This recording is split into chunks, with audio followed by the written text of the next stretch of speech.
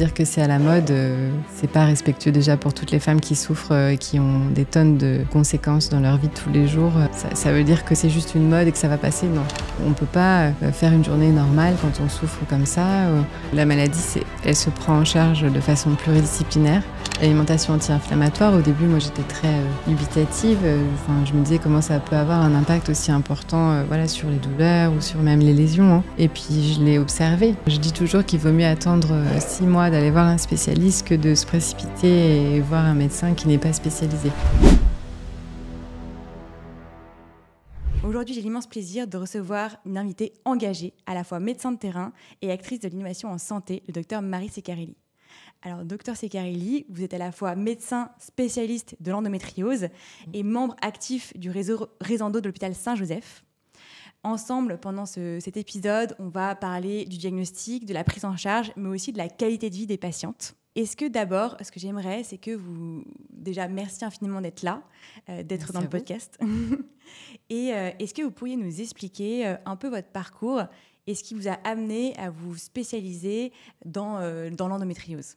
Oui, alors, c'est un peu par hasard que je me suis spécialisée dans l'endométriose. Il se trouve que dans mes consultations, je faisais pas mal de diagnostics et j'envoyais mes patientes faire leur échographie souvent dans le cabinet du docteur Éric Petit, qui a fondé le réseau Ville-Hôpital Resendo. Et un jour, il m'a contactée pour faire connaissance et me parler de son projet de créer le centre de l'endométriose au sein de l'hôpital.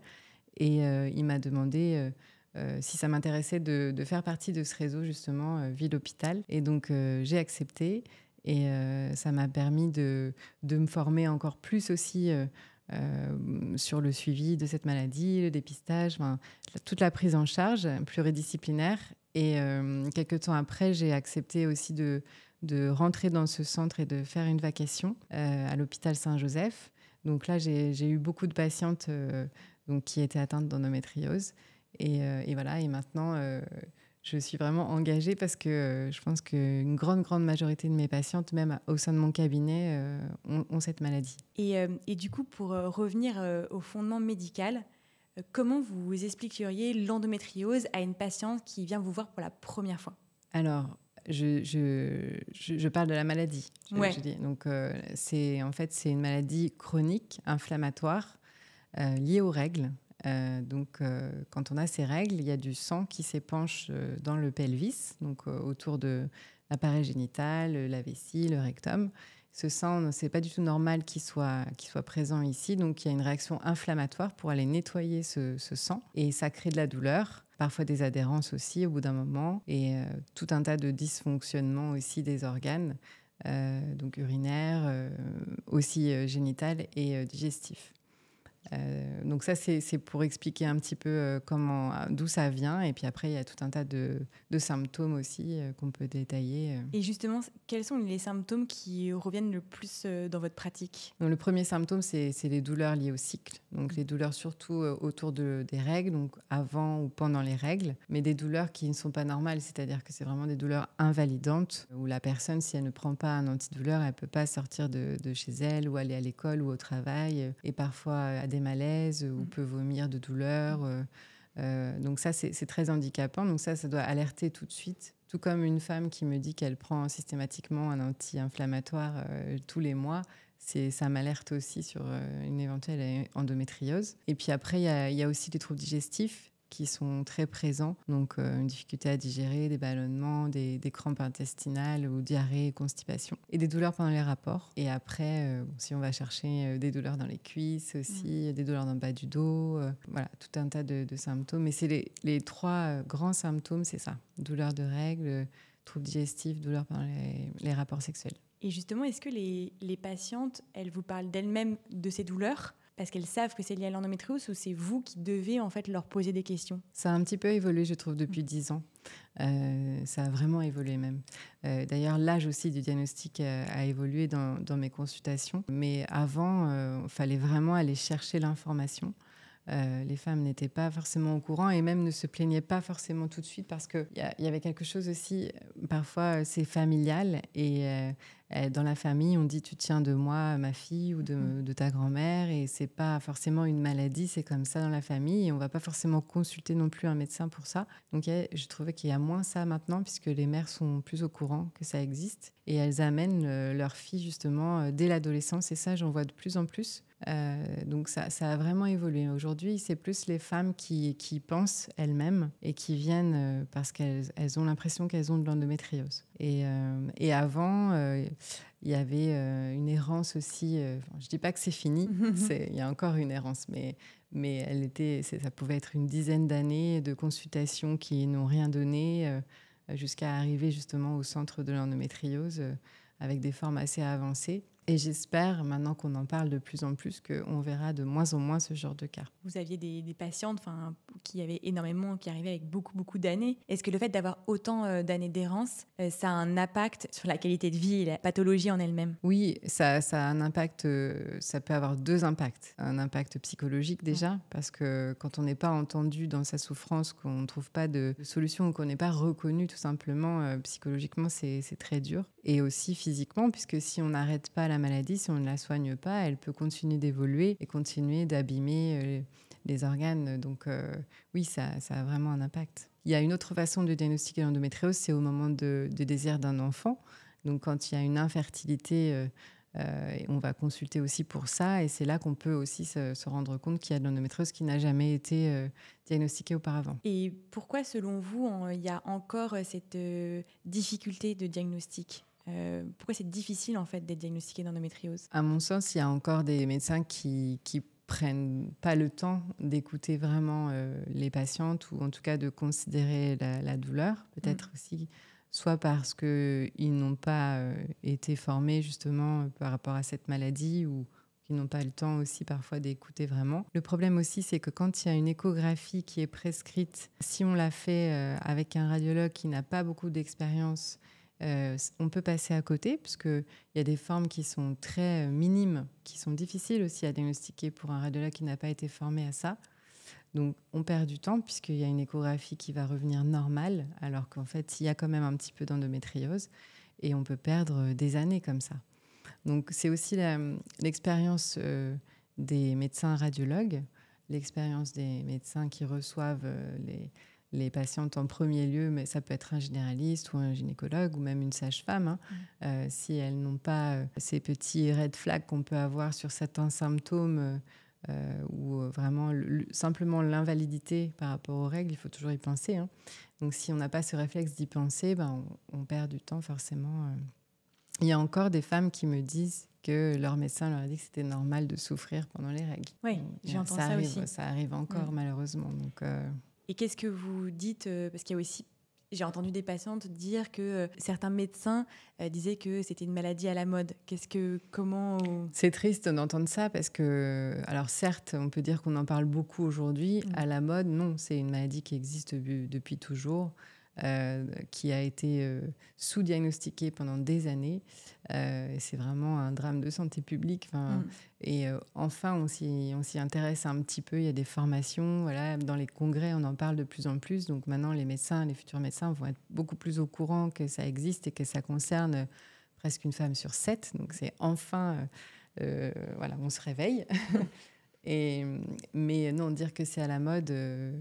c'est vraiment, c'est pas respectueux déjà pour toutes les femmes qui souffrent et qui ont des tonnes de conséquences dans leur vie de tous les jours. De dire que c'est, voilà, ça veut dire que c'est pas, que c'est juste une mode et que ça va passer. Non, en fait, non, c'est une maladie qui est importante à considérer. Et est-ce que vous pensez, est-ce que vous me parlez de congrès et de formation, est-ce que vous pensez qu'on manque, que dans le système de santé, on manque de formation ou d'outils pour une meilleure prise en charge ? On manquait cruellement de ça avant. Maintenant, il y a un DU qui a ouvert pour se former. Après, c'est volontaire, faut avoir envie de se former. Et oui, dans les congrès, on n'en parlait pas du tout avant. Et maintenant, en gynécologie, la thématique est systématiquement abordée.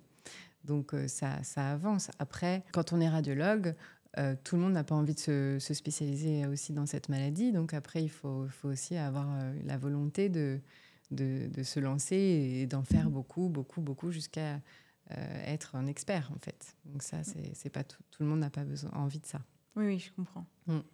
Et vous parliez donc de ces patientes qui sont en errance, que vous avez écoutées beaucoup. Qu'est-ce qu'elles vous racontent sur leur impact sur le travail, sur leur vie pro, sur leur douleur? Pour expliquer à quelqu'un qui ne s'en rendrait pas compte, c'est... Ce qui est particulier, c'est que c'est une maladie invisible. Donc, ça ne se voit absolument pas.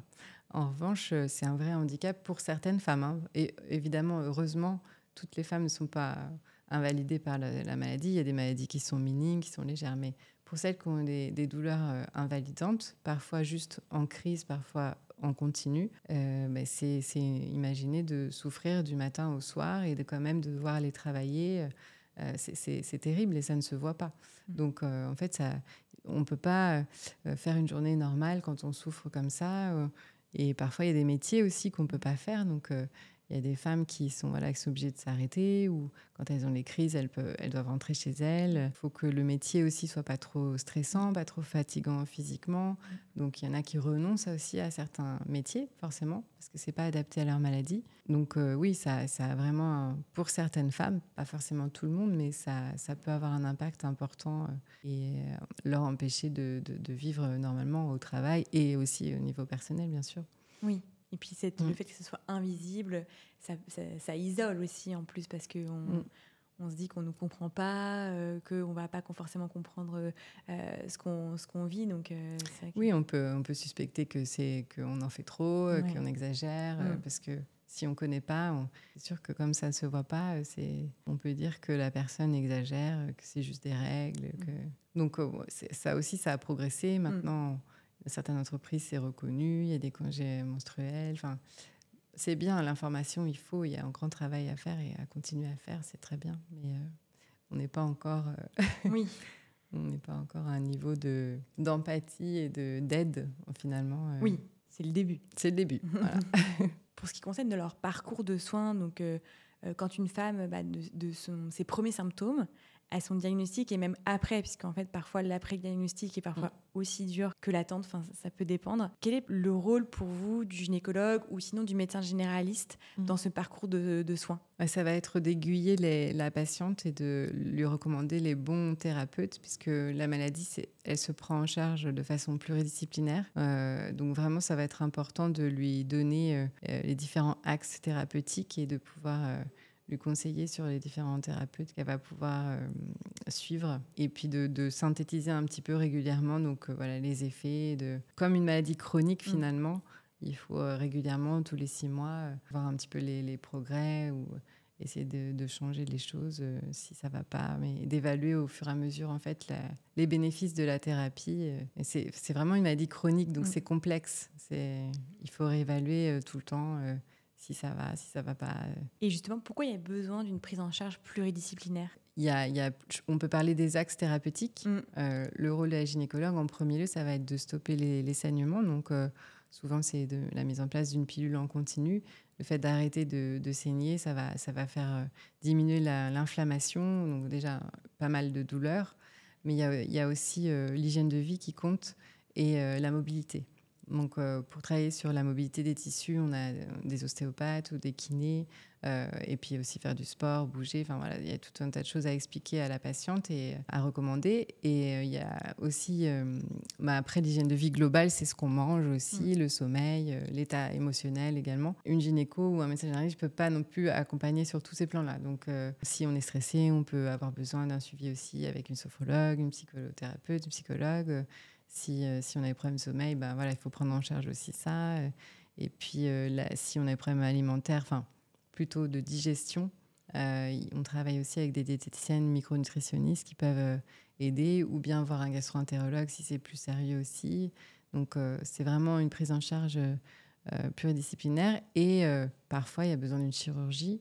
Donc, il y a certains chirurgiens aussi qui peuvent rentrer dans cette boucle-là. Chirurgien gynéco, urologue ou digestif, puisque ça peut toucher tous ces organes. Donc voilà, c'est compliqué. Et en dernier, j'ai oublié, très important, parfois il y a des douleurs vraiment très importantes, chroniques. Et ça, c'est l'algologue, le médecin de la douleur, qui a son rôle aussi et qui est très important dans la prise en charge. On ne peut pas faire tout seul. Et dans quel cas la chirurgie va être recommandée? Parce qu'avant, c'était plutôt... il y avait plus de chirurgie, j'ai l'impression. Maintenant, c'est peut-être moins recommandé. Comment on sait, en fait, c'est dans quel cas? Je vous dirais que c'est très complexe parce que, en plus, je pense qu'on n'a pas les mêmes habitudes en fonction des centres. Mais quand même, les recommandations, c'est de prioriser sur le traitement médicamenteux. Et la chirurgie, c'est plutôt en deuxième intention, sauf des cas particuliers, mais on peut très bien calmer et arriver à un équilibre juste avec un traitement médicamenteux et des thérapies complémentaires. Et il ne faut pas se précipiter forcément sur une chirurgie parce que la chirurgie, parfois, ça peut aggraver aussi certaines douleurs, par exemple les douleurs neuropathiques ou certaines adhérences. Et parfois, c'est surtout ça qui est gênant, qui est invalidant. Donc, la chirurgie des ovaires, ça peut aussi avoir un effet...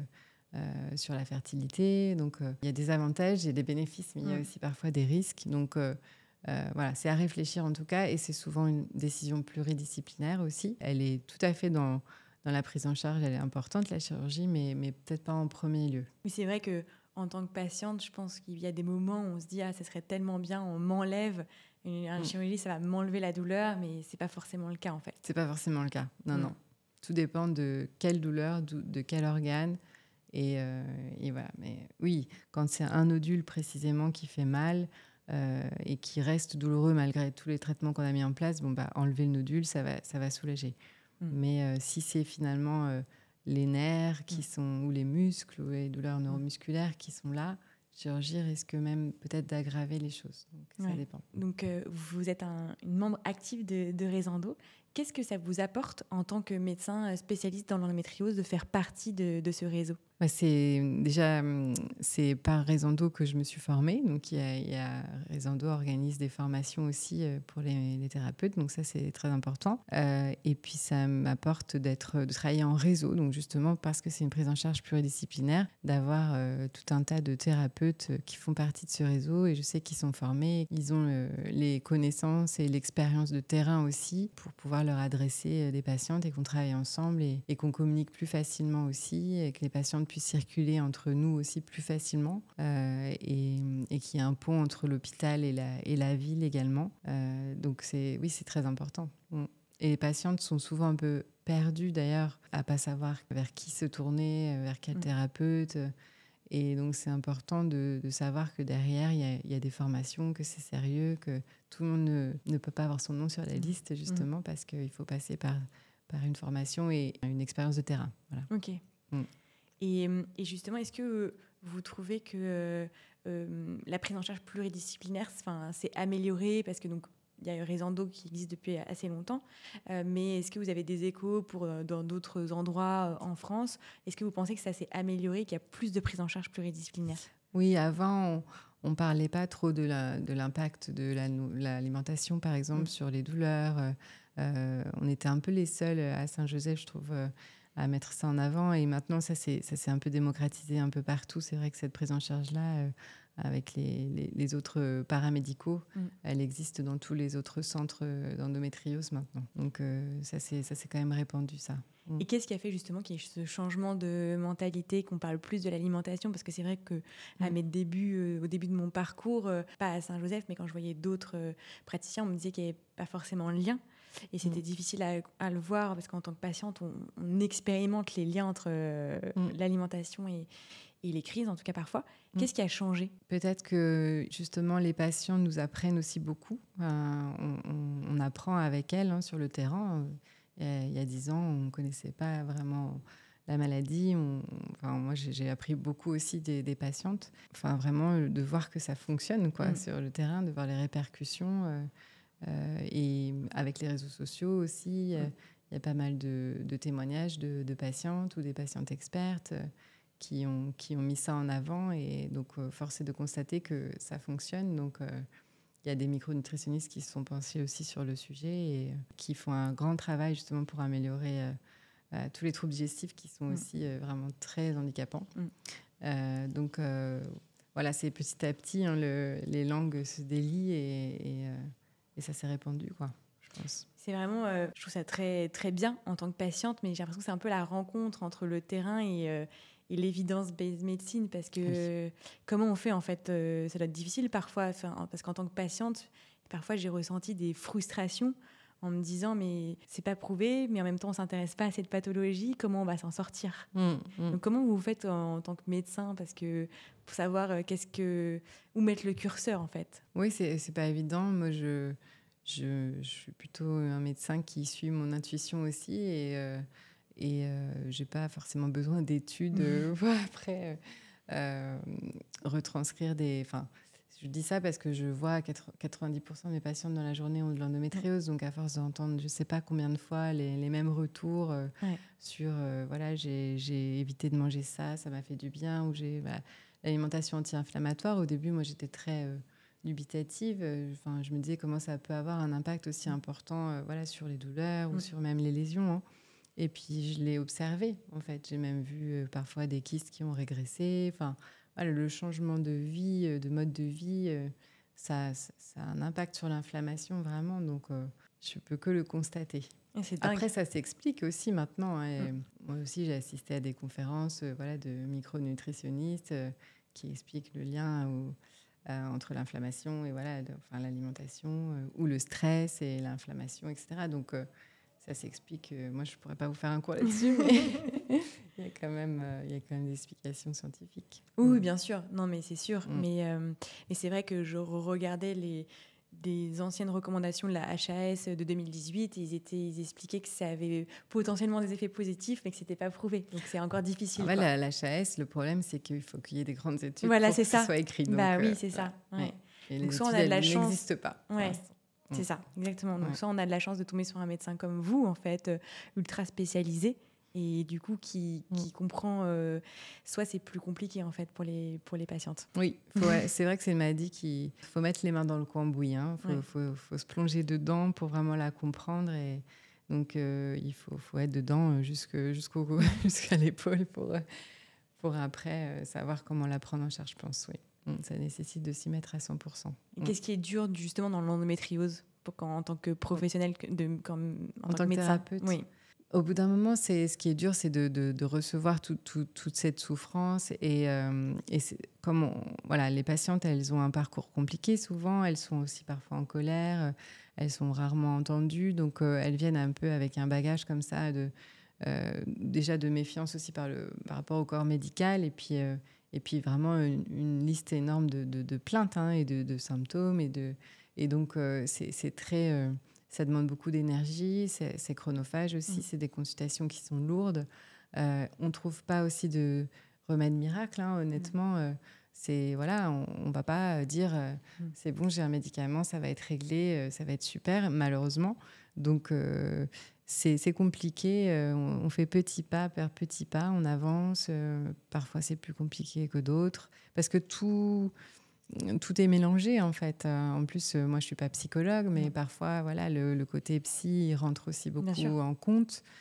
Donc, on essaye parfois d'aiguiller aussi les patientes si elles sont en capacité de recevoir aussi ça, mais ce n'est pas toujours le cas. Donc, les maladies chroniques, d'une manière générale, c'est lourd, je pense. Moi, je ne connais que l'endométriose en tant que thérapeute, mais comme tout rentre en jeu, voilà, on voudrait aider sur tous les plans les patientes et on ne peut pas non plus. On n'a pas... Moi, je ne suis pas formée dans tout, donc... Voilà, donc c'est lourd. Et quand on en voit beaucoup dans la journée, on est à plat. C'est compliqué. Mais, oui, parce que les patientes que vous voyez, elles en sont où généralement dans leur parcours? J'ai de tout. Moi, j'ai de tout. J'ai tout le temps des nouvelles. Et puis, j'ai des femmes que je suis depuis 10 ans. Donc, après, je trouve que le plus important, c'est de donner les clés à la patiente. C'est-à-dire qu'une fois qu'elle a compris comment sa maladie fonctionnait, et c'est elle qui vit avec au quotidien. Donc, elle est maître de la situation. Donc, moi, j'essaie d'informer au maximum, de donner vraiment toutes les clés pour qu'elle soit autonome, finalement. Donc, et ça demande du temps, en fait. Oui, ça demande du temps. Et puis, tout le monde n'est pas en capacité aussi de se dire « Ok, c'est pas le médecin qui va vraiment m'aider, c'est moi qui vais prendre en main mon corps, ma santé, voilà, il y en a Ouais. qui refusent ça. Ouais, je pense qu'effectivement, c'est un changement d'état d'esprit à avoir qui peut-être vient avec le temps, plus ou moins rapidement. Faut accepter, Faut accepter, aussi je pense, d'avoir c'est une ça. maladie chronique. C'est l'acceptation, c'est une première étape. Ouais. Et après, une fois qu'on a accepté, c'est possible Ouais. de dire je vais être acteur de ma maladie. Voilà. Donc c'est complexe. Il y a ces étapes psychologiques aussi. Oui. De l'annonce. Ouais. Parfois c'est un soulagement, parfois il y a du déni complètement. Ah oui. Et voilà, l'acceptation. Donc en fonction de là où on se situe, la prise en charge n'est pas la même non plus. Le rapport avec le médecin n'est pas le même non plus. Soit on a un rapport de confiance, soit on est dans la frustration de ne pas être soulagé ou de ne pas être guéri tout de suite. Et puis peut-être que parfois j'ai des patientes qui m'appellent en tant que patiente qui sont très jeunes et je leur explique ce que j'ai mis en place, ce que moi j'ai compris en tant que patiente, mais je me dis, oh là là, elles sont tellement jeunes. Enfin, en fait, comment est-ce que parfois vous ressentez ça? Parce qu'il y a quand même beaucoup de choses à changer sur son hygiène de vie qui, je trouve, en tant que patiente, demande une certaine discipline. Après, une fois qu'on l'a compris, ça peut fonctionner. Mais pour les jeunes, parfois, je me dis, ça va être compliqué quand même. Alors, heureusement, j'ai pas énormément d'adolescentes qui sont à un point d'avoir des douleurs chroniques. Parce que justement, ce que j'espère, c'est qu'on arrive à un dépistage plus jeune et on arrive à éviter des situations de douleurs justement chroniques. Plus c'est pris tôt en charge et moins il y aura peut-être de douleurs neuropathiques. Mais justement, j'y vais doucement dans les conseils de changement parce que je sais que ce ne sera pas reçu, pas bien reçu ou pas suivi. C'est pas possible à l'adolescence d'avoir des contraintes, de ne pas être comme tout le monde. Oui. Donc, c'est compliqué. À cet âge-là, c'est compliqué. Ça dépend de la maturité aussi, ça dépend. Mais il y en a qui comprennent tout de suite très bien. Mais il y en a qui ne veulent pas entendre parler du tout de ça. Et oui, justement, dans la relation avec le médecin, le soignant, on sait que une bonne relation, ça peut vraiment améliorer la prise en charge. Quels conseils vous donneriez aux patientes si elles ont une consultation avec un spécialiste, qu'elles attendent depuis longtemps, parce que souvent c'est le cas? Qu'est-ce que vous donneriez comme conseil pour préparer au mieux cette consultation? Déjà, j'ai envie de rebondir sur le contenu de la question. Je dis toujours qu'il vaut mieux attendre 6 mois d'aller voir un spécialiste que de se précipiter et voir un médecin qui n'est pas spécialisé. On perd du temps et on ne reçoit pas forcément les infos qui sont justes. Ça, c'est valable vraiment pour le radiologue, mais aussi pour la personne qui va les suivre. Donc, médecin de la douleur, tout kiné, ostéo, vraiment, tout ça, c'est important de rester dans des spécialistes de l'endométriose. On n'aborde pas les choses de la même manière. Et après, souvent, elles arrivent, elles n'ont pas la liste des pilules, par exemple, qu'elles ont déjà essayées. Elles n'ont pas les comptes rendus des opérations qu'elles ont déjà eues, ou éventuellement, ou des radios qu'elles ont faites, des échos, des IRM. Elles arrivent un peu les mains dans les poches. Alors que c'est hyper important d'avoir un peu l'historique et de façon un peu concise, parce qu'on n'a que 20 minutes ou 30 minutes maximum pour tout revoir, tout expliquer. Donc, ce que vous auriez besoin, c'est déjà tous les comptes rendus des imageries. Voilà, pour être efficace. Ouais. Et la liste des pilules qu'elles ont déjà testées. Voilà, ça, c'est très important. Et après, souvent, il y a un besoin de raconter tout le parcours. Et ça, je comprends. Même si moi, de mon côté, c'est toujours la même chose quasiment. Donc, je connais un peu par cœur. Donc, c'est vrai que pour moi, c'est toujours les mêmes histoires. Mais je ne peux pas dire que... faut pas raconter, parce qu'on a besoin aussi de dire, mais pas s'éterniser non plus sur j'ai commencé à 14 ans. C'est compliqué, mais moi je sais, je connais par cœur les histoires. Voilà. Et ce qui est le plus important, c'est de comprendre comment ça fonctionne, la maladie, et ce qu'on va mettre en place, et pour qu'elle soit le plus en arrière-plan, en fait, qu'elle soit plus au devant de la scène, mais qu'elle soit vraiment en arrière. Et justement, est-ce que vous demandez aux patients de noter leur douleur, ou de faire un suivi, d'essayer de... Après, pour le suivi, oui. Oui, pour le suivi, pour voir si ce qu'on met en place est efficace. L'intensité, la fréquence, les douleurs, les types de douleurs, tout ça, on va décortiquer après chaque symptôme, pour le suivi. Et est-ce que vous avez vu des patientes qui allaient mieux? Bien sûr. Ah oui, vraiment. Oui, heureusement. Non, mais globalement, on arrive toujours à des progrès, bien sûr. Qu'est-ce qui fait, en fait, que ça va fonctionner ou qu'à un moment, il va y avoir un progrès? En fait, plus on est à distance de l'inflammation quand même, plus les tissus ils cicatrisent. Donc, même les douleurs neuropathiques, elles peuvent diminuer.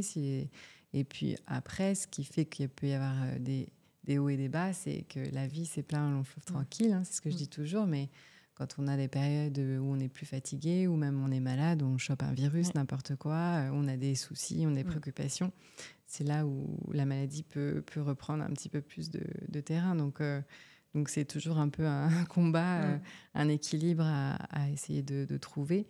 Mais globalement, quand on le sait déjà, c'est plus facile à gérer et on peut l'appréhender. Et on est plus vigilante sur les causes aussi, enfin sur les choses qui vont déclencher des crises. Donc oui, on est plus attentive en fait à son état général pour éviter que les crises reviennent. Voilà. Mais c'est vrai que ça va... Voilà, ça va revenir forcément de temps en temps. Oui, bien sûr, c'est comme une fragilité. C'est une fragilité. Voilà, c'est un talon d'Achille qui revient, quoi. Voilà, il y en a qui ont un problème de dos, des problèmes de migraine. Là, c'est l'endométriose, donc ça se situe en bas du ventre. Pour les patientes qui, justement, viennent diagnostiquer, est-ce que vous parliez de l'importance, et je l'ai vu en tant que patiente, de voir des professionnels qui sont spécialisés, parce que c'est vrai que c'est contre-intuitif, mais on perd du temps, en fait, si on voit des professionnels qui ne sont pas spécialisés, et en plus, parfois, ça peut impacter le moral. Comment on fait pour savoir vers qui s'adresser? Est-ce que je viens d'être diagnostiquée d'endométriose? Où est-ce que je vais? Comment je sais qui sont les spécialistes? Il y a une association qui s'appelle Endo France qui répertorie justement des spécialistes. Il y a aussi un site pour demander un deuxième avis, c'est deuxièmeavis.fr qui est très bien, où là vous trouvez des experts aussi, éventuellement pour relire des IRM par exemple, ou pour avoir un avis sur la prise en charge aussi. Donc les gens se tournent de plus en plus vers ces réseaux-là aussi. Sur Internet, on peut trouver des sites sérieux quand même. Et puis il y a Raison par exemple, aussi, qui met une liste de professionnels en ligne. Maintenant, dans toutes les régions, il devrait y avoir un centre de l'endométriose qui ouvre, selon le plan du président Macron. Donc, de plus en plus, il va y avoir quand même des centres avec des experts. Donc, ça s'est quand même vraiment développé. Et justement, quand on va enfin voir un spécialiste d'endométriose, donc là je pense plutôt au gynécologue, il se peut qu'on ait quand même vu différents gynécologues avant, et donc vous parliez de l'errance et des femmes qui peuvent être en colère ou peut-être juste simplement plus avoir confiance. Comment on peut créer le climat de confiance avec son gynécologue alors qu'on a parfois été déçu? Comment on fait en tant que patiente pour se dire, pour recréer ce climat-là? Ce que j'observe dans les consultations, c'est que déjà, elles se sentent comprises. Et ça, c'est une grande différence par rapport à avant. Parce que comme je connais la maladie par cœur, c'est vrai qu'enfin, vous comprenez ce que j'ai. Enfin, vous faites un lien entre tous mes symptômes et c'est logique et ça a du sens, etc. Donc ça, je vois bien qu'il y a un soulagement et que la confiance, elle naît de ça aussi. Oui, c'est sûr. Parce que jusqu'à présent, elle voyait bien que la personne en face comprenait pas bien les symptômes, ou faisait pas le lien entre les différents signes aussi. Donc, quand elles sentent qu'elles sont comprises, entendues et qu'il y a une démarche à mettre en place, une prise en charge, elles sont rassurées et elles sont vraiment soulagées. Oui, non, mais c'est sûr. C'est sûr. On va passer à la fin de cet épisode, mais avant de se quitter, j'aurais aimé, Dr Sekareli, que vous donniez peut-être un dernier message, un conseil pour toutes les femmes qui sont diagnostiquées d'endométriose. Quel conseil donneriez-vous pour qu'elles soient plus armées dans leur parcours de soins? Déjà, d'en parler. Parce que finalement, quand on commence à en parler, il y a beaucoup de femmes autour de soi qui est atteinte d'endométriose et qui peut avoir des bons conseils. Il y a aussi des lectures, on peut trouver des livres qui donnent des informations. Et puis savoir qu'il y a des spécialistes, donc des centres d'endométriose un peu partout avec des gynécologues experts, des radiologues experts ou des chirurgiens experts. et après des kinés, des ostéos, enfin tout ce qu'on a dit avant. Donc vraiment aller chercher près de chez soi des spécialistes. Et même s'il y a des délais d'attente pour une consultation assez longs, faut pas désespérer parce qu'il vaut mieux aller voir les bonnes personnes et être patient, du coup, un petit peu. Mais oui, il faut s'entourer et vraiment en parler parce que finalement, on trouvera toujours une amie qui est passée par là, ou une tante, ou une cousine, ou une sœur, enfin, la sœur d'une copine. Mais voilà, il y a toujours des gens autour de soi qui auront des bons conseils. Il y a des associations, regardez sur les réseaux, sur Instagram, il y a des sites aussi qui sont sérieux, il y a Gynéca. Donc voilà, il faut vraiment se faire un petit réseau de spécialistes et puis après, voilà, avoir confiance en eux pour la prise en charge. Mais c'est vrai que d'en parler, c'est un très bon conseil parce que on a tendance, comme c'est invisible, puis ça reste quand même sur un sujet tabou, on a tendance pas forcément à en parler. Et puis il y a toujours la chape de plomb quand même des problèmes de fertilité qui peut prendre en fait tout l'espace mental, alors qu'en réalité, à l'instant T, c'est plutôt les douleurs qui nous handicapent. Enfin, voilà. Donc on n'ose pas trop en parler. Et c'est vrai qu'en fait, quand on en parle, on se rend compte que c'est une maladie qui est dure, mais qui est assez répandue. Donc, et il y a des solutions. Et il y a des solutions. Donc on peut ne pas être isolé, même si on se sent seul et qu'on a peur. Et c'est très rassurant d'en parler à des gens qui ont déjà fait un parcours et ça s'est bien passé. Et voilà, il ne faut pas rester seul dans son coin. Oui, parce que si on tape endométriose sur Internet, on va voir soit qu'il n'y a pas de traitement, que ça peut causer des problèmes de fertilité. Ça, c'est vraiment un sujet qui revient. Et ça revient tout le temps. Et en fait, moi, je trouve que c'est très angoissant et pas tellement vrai en tant que patiente. Oui, parce que alors c'est déjà beaucoup, mais c'est que 40% des femmes qui auront un problème de fertilité sur toutes les femmes qui ont l'endométriose. Donc, il y a 60% qui n'auront aucun problème. Donc, c'est bien de prendre en charge et d'arrêter la maladie. Il faut pour ça aussi, pour la fertilité, mais il n'y aura pas forcément de problème, vraiment. Et surtout si c'est pris tôt. Et justement, est-ce que vous auriez aussi un conseil pour les femmes qui nous écoutent et qui se retrouvent dans les symptômes, notamment dans les 3 principaux dont vous avez parlé au début, mais qui ne sont pas diagnostiqués ou qui n'arrivent pas à avoir de diagnostic? Qu'est-ce qu'elles peuvent faire? Il faut en parler à un médecin ou à une sage-femme ou à un gynécologue pour avoir déjà peut-être une IRM si elles sont très jeunes ou une écho avec un expert. Et puis, si le médecin ne connaît pas d'expert, rechercher soi-même sur les sites dont on a parlé tout à l'heure.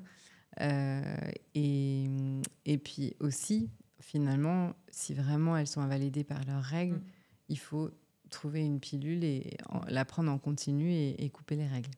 Parce que si on est dans une région où il n'y a pas de radiologue, où c'est compliqué d'avoir une IRM, on doit attendre, mais qu'on souffre énormément, même en urgence, même sans avoir fait d'IRM, on peut déjà mettre en place une pilule en continu et soulager la patiente. Ça, c'est vraiment...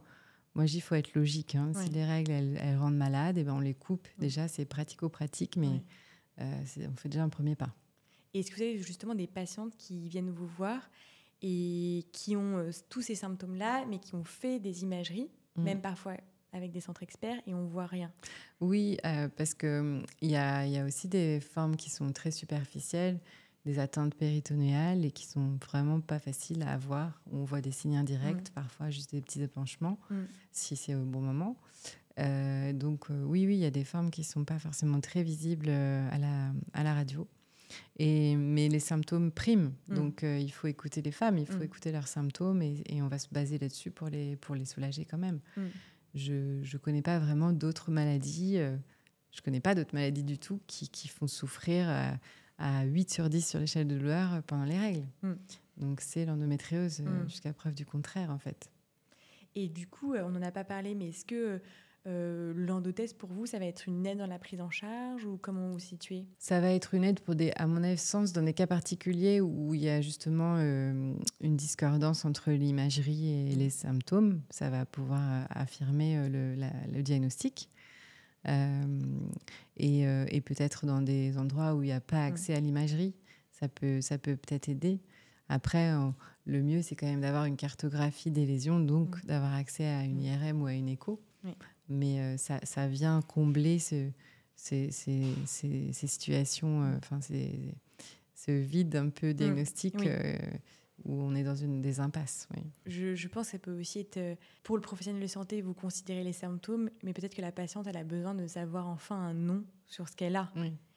C'est pour pouvoir avancer dans son parcours, parce que, imaginons, elle parle à sa famille, oui, bon, je suis traitée comme si j'avais de l'endométriose, mais t'en as ou pas? On ne sait pas. J'imagine que ça doit être difficile quand même de ne pas avoir de nom. Oui, bien sûr. Oui. De pouvoir enfin dire, mais bon.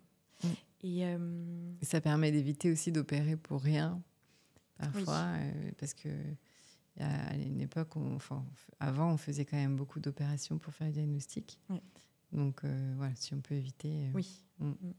On arrive à la fin de cet épisode. Merci infiniment, Dr Ceccarelli, pour cet échange très intéressant. C'était vraiment riche et je trouve en même temps limpide et très compréhensible pour les patientes. Donc, c'est un plaisir. J'espère que pour celles qui vont nous écouter, ça va vous donner des pistes pour avancer. Et vraiment, ce que j'ai envie de donner comme mot de la fin pour les patientes, c'est de toujours continuer à chercher, à pas abandonner, de voir le bon interlocuteur, à se faire confiance, parce que je suis convaincue que ça paye. Donc voilà, donc merci beaucoup. Merci à vous, merci pour ce que vous faites aussi. C'est gentil. Bravo à Gynéca. Merci. Et on se retrouve dans un autre épisode de Gynécast.